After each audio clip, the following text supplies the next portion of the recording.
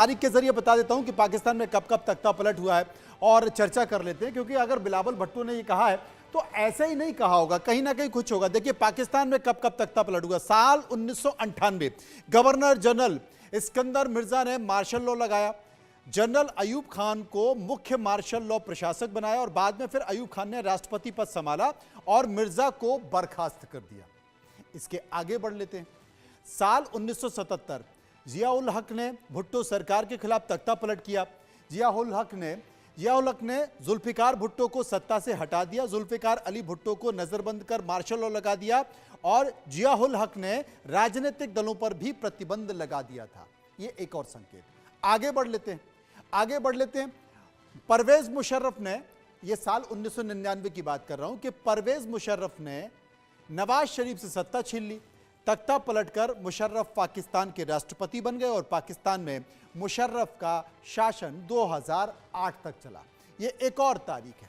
मैं आपको तारीखों के जरिए तमाम सारी चीजें बता रहा हूं, इसलिए इनकार नहीं किया जा सकता। और जिसका जिक्र चाहे वो संजीव श्रीवास्तव साहब कर रहे हो या फिर बख्शी साहब कर रहे हो कि पाकिस्तान एक ऐसा देश है जहां की आर्मी के पास पूरा पाकिस्तान है। लोगों के देश के पास आर्मी होती है, लेकिन यहां आर्मी के पास एक देश है।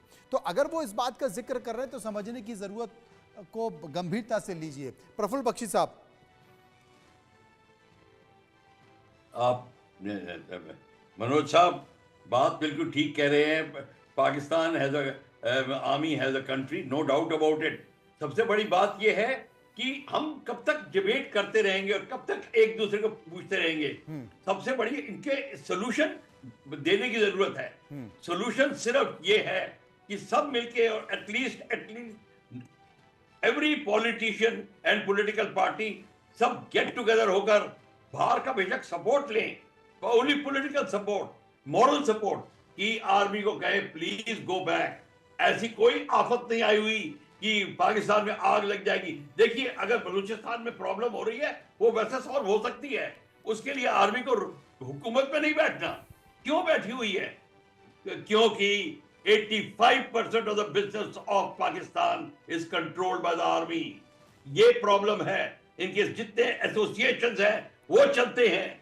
अब मैं अपने पत्रकारों को और भाइयों को जो पाकिस्तान से आए हैं, I don't expect them to agree with me, because मुझे पता है इसका हाशिया क्या होगा। मैं जानता हूं, मैं फौजी हूं, मुझे पता है एग्जैक्टली क्या होगा। तो इसलिए लेट देम कीप क्वाइट और लेट देम डिनाई। पर बात सारी ये है, पाकिस्तान की आर्मी ये होने नहीं देगी और इसीलिए उन्होंने मुल्ला एलिमेंट को अपनी लोअर रैंक्स में डाला हुआ है। प्रॉब्लम लोअर रैंक्स में ये आ गई है कि वो अब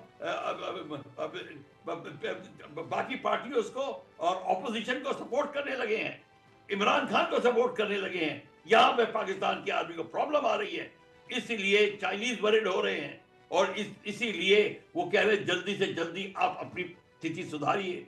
अब तख्ता पलट की जो बात हो रही है, ये अगर हो भी गया तो कौन सी बड़ी बात हो जाएगी। मुझे तो यह हैरानगी हो रही है कि एक तख्ता पलट पे इतना क्यों हमने हुआ खड़ा कर रखा है। अगर तख्ता पलट भी होगा, आर्मी नहीं आएगी कंट्रोल में, आर्मी कंट्रोल करेगी, एक प्राइम मिनिस्टर पपेट को बैठाएगी। ये लेकिन बख्शी साहब, आपकी बात पे डॉक्टर इरशाद अहमद खान बड़े जोर से हंस रहे हैं, पता नहीं पूछ लेते हैं क्यों भैया? और क्या कर सकते हैं डॉक्टर साहब? कुछ नहीं और कर सकते, सिर्फ खिसियानी हंसी हंस सकते हैं और कुछ नहीं कर सकते, क्योंकि उनको पता है इसका हाशिया क्या होगा।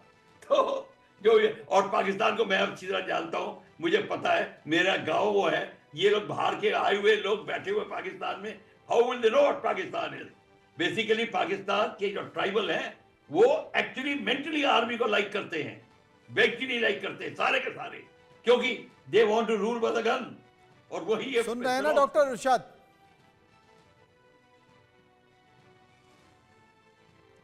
मैं हंस के रहा हूँ, आप लोगों की बेबसी पे हंस रहा हूँ, आपके फौजी जवान की बेबसी पे हंस रहा हूँ कि ये कैसी कैसी बातें कर रहे हैं आप लोग। कैसी बात का है? ऐसी भी कोई बेबसी नहीं है। ना जाने कितने लोगों को ठोक कर यहाँ बैठे हैं। बख्शी साहब, न जाने कितने लोगों को ठोक कर बैठे हैं।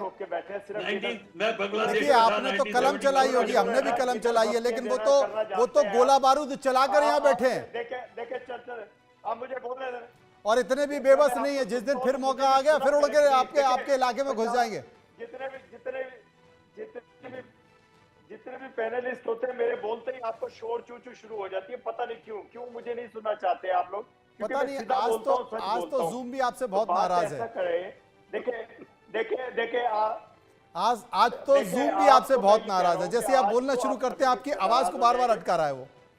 आज नहीं, वो क्योंकि आप ये आप आपने मेरे खिलाफ तरीका ढूंढ साजिश कर लिया रहे है ना होते कोई हैं, आप हमारी मेरी बात आवाज ना को सुनने दबाने की का। कोशिश कर नहीं रहे नहीं, होते हैं। जोहेब जी, साहब आप की आवाज मैं- एकदम, जोहेब साहब आपकी आवाज मैं एकदम सच शानदार बोल- आ रही है, मैं- लेकिन मैं- जैसे ही जब डॉक्टर इरशाद बोलते हैं तो पता नहीं जूम नाराज हो मैं कह जाता रहा है। हूँ मैं नहीं, जूम नहीं नाराज होता, आप शोर डालना शुरू कर देते हैं। आपके शोर में मेरी आवाज दबती फिर भी नहीं है, मैं बोल जो मैंने बोलना होता है। देखिए, अभी आपके बख्शी साहब फरमा रहे थे, देखिए बांग्लादेश का नाम इनके मुंह से निकल गया। आज इन्होंने सच बोलने की कोशिश की, आपने उनको रोक दिया कि बांग्लादेश में जो साजिश आप लोगों ने की थी, आज वो अंजाम को पहुंची। आज बंगाली भाई हमारे साथ मौजूद, बंगाल हमारे साथ मौजूद, बांग्लादेश हमारे साथ मौजूद, बंगाली हमारे से खुश, हिंदुस्तान हमारे से नाराज। क्यों नाराज? कि बांग्लादेश वापिस अपने नहीं भाइयों तो के साथ एक मिल आपने गया। चूंकि तो मैं डॉक्टर ये कह रहा हूं, इरशाद आपकी अहमद बेबसी खान साहब पे आपने हम सुनो, बांग्लादेश की बात की है, तो आपकी बांग्लादेश बेबसी पर पे हम सुनो। अलग से एक प्रोग्राम हम कल रखेंगे, और किसी भी गलती में या धोखे से भी बांग्लादेश चले मत जाइएगा, क्योंकि बांग्लादेशी इंतजार कर रहे हैं आपका इंतजार कर रहे हैं, और बहुत जल्द इसके संकेत आपको मिलने वाले हैं। इसलिए किसी गलतफहमी में चले मत जाइएगा, यहीं इत्मीनान रखिएगा, आराम से देखिएगा अपन इसी टीवी चैनल पर, इसी के साथ। और मैं जूम से कहूंगा कि यार डॉक्टर साहब से नाराजगी जो है आपकी बनी हुई है ना, ये खत्म करो, उनकी बात रखने दो, और बांग्लादेश पे हम चर्चा करेंगे। चूंकि अब समय खत्म हो गया, इसलिए माफी के साथ आगे बढ़ते हैं, फिर से चर्चा करेंगे तमाम सारी बातों के बीच। बात यही है कि अगर पाकिस्तान के हुक्मरान